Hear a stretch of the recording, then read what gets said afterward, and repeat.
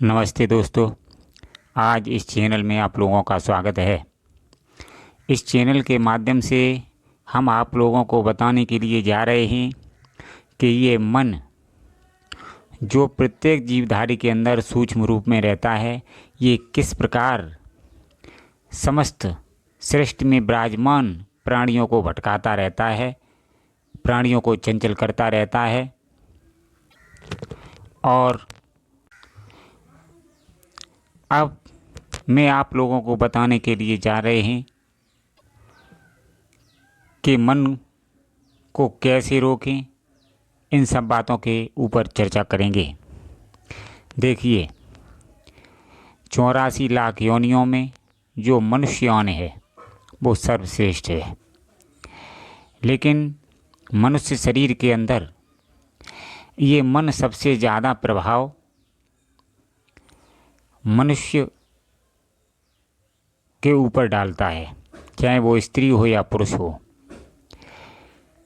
देखिए, ये मन यदि मन को वश में न किया जाए तो ये बड़े बड़े कर्तव्य दिखा देता है, मतलब बड़ी बड़ी हानि करवा देता है। इसलिए इस मन को भगवान कृष्ण ने गीता में बताया है कि मन को वश में करने के लिए अभ्यास और वैराग्य की ज़रूरत होती है। लेकिन आज मनुष्य ये नहीं समझ पा रहा है कि मेरे अंदर ऐसा क्या हो रहा है कि मेरा जो दिमाग है हर समय चंचल रहता है।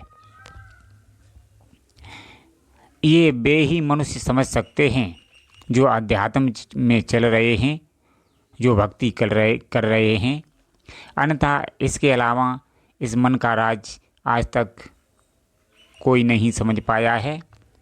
तो देखिए, सृष्टि में जो मनुष्यों ने है, इसमें जब बच्चा होता है, जब तक वो समझदार नहीं होता है तब तक मन प्रभाव तो छोड़ता है, लेकिन जैसे ही समझदार बच्चा हो जाता है उस पर ये अपना प्रभाव करने लगता है। मतलब कहने का तात्पर्य ये है, बच्चा हो या बूढ़ा, जवान हो, कोई भी हो, स्त्री हो या पुरुष, सब पर मन का प्रभाव चलता रहता है। अब बात यह है कि यदि इस मन को बस में नहीं किया गया, यदि मन को ढीला छोड़ दिया गया तो पता नहीं ये कितने भयंकर कार्य करवा दे। इसलिए हमारे अध्यात्म ग्रंथों में यही निष्कर्ष निकाल के बताया है, हमारे संत भगवानों ने, समस्त पुराण वेद शास्त्र पुराण ग्रंथों ने यही निष्कर्ष निकाल के बताया है कि जब तक भक्ति नहीं की जाएगी ये मन बस में नहीं आता है। तो मतलब ये मन प्रत्येक जीवधारी को भटकाता रहता है। यदि वास्तव में मनुष्य अध्यात्म से नहीं जुड़ता है, गुरु को नहीं बनाता है, तो ये बस में आने वाली बात नहीं है। ये जीवन पर्यंत मनुष्य को ऐसे ही दौड़ाता रहता है। दौड़ाने का मतलब ये है, जैसे मनुष्य को एक कार से दूसरे कार में फंसाए रहता है। कभी भी मनुष्य को एक मिनट एक सेकंड के लिए भी आराम से नहीं चैन की सांस लेने देता है। अब देखिए, हम आप लोगों को बता दें, जो लोग संसारी हैं, संसारी का मतलब जो अध्यात्म से नहीं जुड़े हैं, जिन्हें गुरु की दीक्षा नहीं मिली है, वो मनुष्य इसके भटकावे में ज़्यादा आते हैं। तो आज का और मन के साथ साथ इंद्रियां अपना प्रभाव छोड़ दी हैं। 5 विकार, काम क्रोध मद मोह लोभ, रूप रस शब्द स्पर्श गंध, ये इनका जोड़ा है, लेकिन इनका राजा है मन। ये समस्त इस मनुष्य का कभी भी हिला नहीं लगने देते हैं। मनुष्य को कभी भी आराम से नहीं रहने देते हैं। थोड़ा मन विराम होता है तो इंद्रियां चंचल हो जाती हैं, इंद्रियां विराम लेती हैं तो काम क्रोध मद मोह लोभ ये चंचल हो जाते हैं। ये थोड़े सदते हैं तो विकार रूप रस स्पर्श गंध ये पैदा अपना कर्तव्य दिखाने लगते हैं। मतलब किसी भी प्रकार इस जीव को 1 मिनट के लिए भी चैन की सांस नहीं लेने देते हैं। अब यदि कोई मनुष्य ये सोचे मैं अध्यात्म से नहीं जुड़ूंगा, मैं गुरु नहीं बनाऊंगा, तो मतलब हमारा ये है कि ये देखिए, संसार में है मनुष्य, मनुष्य के अंदर दो शक्तियाँ काम करती हैं, एक आध्यात्मिक शक्ति, एक मन की शक्ति। और मन, इंद्रियाँ, विकार, विषय, इनके साथ जुड़ा हुआ है। अब जब हम गुरु से दीक्षा नहीं लेते हैं, भक्ति नहीं करते हैं, उस समय इस शरीर पर मन का राज होता है और इसलिए मनुष्य प्रत्येक बेचैन रहता है। आज तुम प्रत्येक मनुष्य को देखो, चेहरा उतरा हुआ रहता है, लेकिन उस मनुष्य को ये नहीं पता जो अंदर से 95% भय आ रहा है, ये सब मन इंद्रियों के कारण आ रहा है। मन, जब तक मन और इंद्रियों को मनुष्य वश में नहीं करेगा तब तक वो स्वतंत्र कभी भी कदापि नहीं हो सकता है। इसलिए मनुष्य अध्यात्म से नहीं जुड़ेगा, गुरु को नहीं बनाएगा तो कभी भी वह चैन से नहीं बैठेगा। मतलब मेरा कहने का तात्पर्य ये है, चाहे वो मनुष्य सोने चांदी के महलों में बैठा रहे, मतलब स्पष्ट है इस संसार में आज का मनुष्य धन दौलत कमाने में लगा हुआ है। हालांकि अध्यात्म ये नहीं कहता है कि तुम धन दौलत न कमाओ, धन दौलत भी कमाओ, ईमानदारी की कमाओ, लेकिन आज मनुष्य ईमानदारी नाम की चीज़ को भूल गया है, परमात्मा को भूल गया है। लेकिन ध्यान रखना, जो मनुष्य परमात्मा को नहीं मानते हैं, ईमानदारी को नहीं मानते हैं, उनका जीवन नष्ट हो जाता है। वे कुछ समय के लिए तारों की तरह तो चमकते हैं, लेकिन कुछ समय के बाद वो नष्ट होना प्रारंभ हो जाते हैं और उनके पास इतना भयंकर कष्ट आता है और उसके बाद वो कभी मुक्त इस कष्ट से नहीं हो पाते हैं। तो मेरा मतलब कहने का तात्पर्य यही है कि परमात्मा पहले भी था, अब भी है, आगे भी रहेगा। और जो शरीर के अंदर ये सिस्टम चल रहा है, ये निरंतर आवाज़ से चलता रहेगा जब तक कोई व्यक्ति किसी सतगुरु से दीक्षा नहीं लेगा, भक्ति नहीं करेगा, ये मन चंचल ऐसा ही बना रहेगा। इसलिए इस मन को जो वश में नहीं किया गया तो ये जीवन बर्बाद कर देता है। देखिए, एक मनुष्य के अंदर ये मन अपना कार्य कर रहा है। मनुष्य अंदर से तो कुछ सोचता है, लेकिन ये मन होने नहीं देता है। बड़ा विलक्षण राग है, बड़ा विलक्षण तूफान उठता है, मनुष्य पिंजड़े में पड़ जाता है, पचड़े में पड़ जाता है, न इधर का रहता है न उधर का रहता है। और आजकल तो भाई खान पान भी बिगड़ गया है, तो बताइए कैसे मन कंट्रोल में होगा? ये कभी भी बस में होने वाला नहीं है।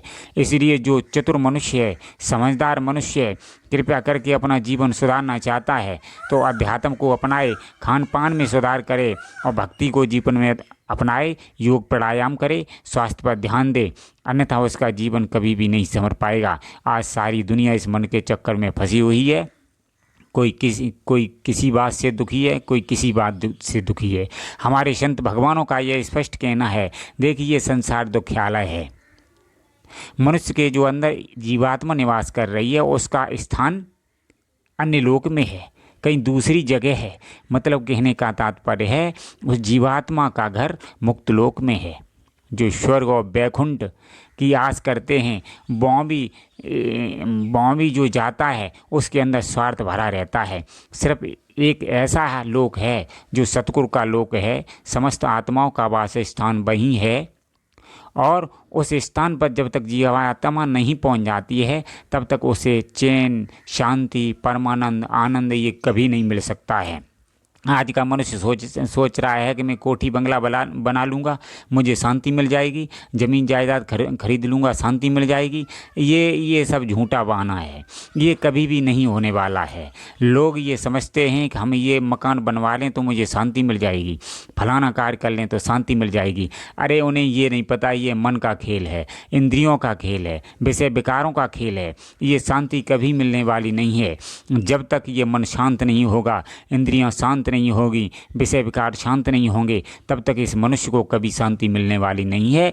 चाहे वो प्रतिदिन लाखों करोड़ों और सोने चांदी के कुंटलों में खेलता रहे।